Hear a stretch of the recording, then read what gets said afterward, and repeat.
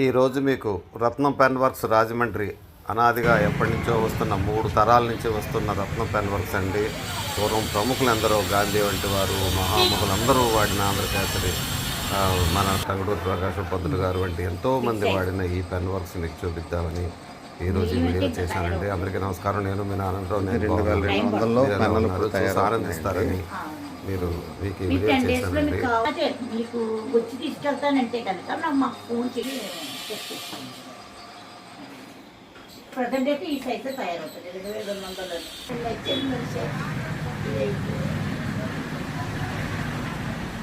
దీన్ని కొంచెం వర్క్ అయింది, ఎందుకంటే ఇంకేం కాదు.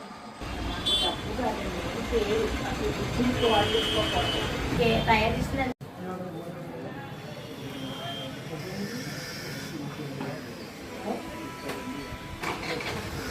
ఈ 32,50 32,50 ఫోన్ తీయలేదు.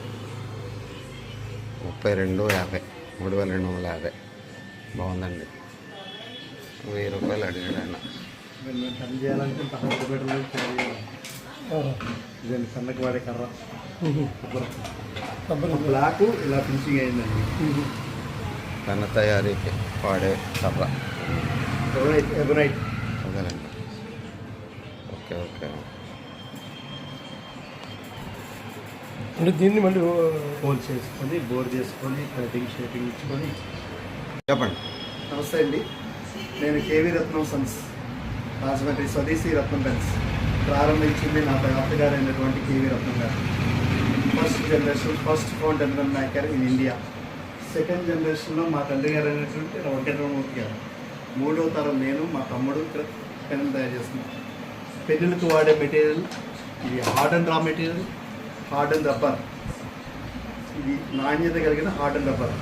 దీన్ని ఎబనైట్ అని పిలుస్తాం. ఈ ఎబనైట్ అనే దాంతో మనం పెన్నులు తయారు చేస్తామండి.